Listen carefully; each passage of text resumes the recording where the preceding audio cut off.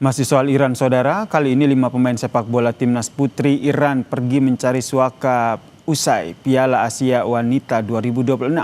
Mereka mencari suaka karena khawatir dengan tindakan persekusi jika kembali ke Iran. Foto-foto kelima pemain timnas Iran yang mencari suaka diunggah di media sosial dari Menteri Dalam Negeri Australia, Tony Burke.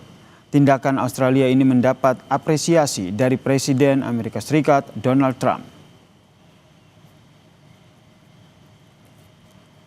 President Trump rang me this morning just before 2 a.m. We had a very positive discussion.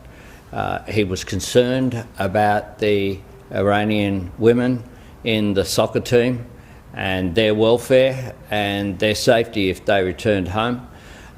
He conveyed that to me. I was able to convey to him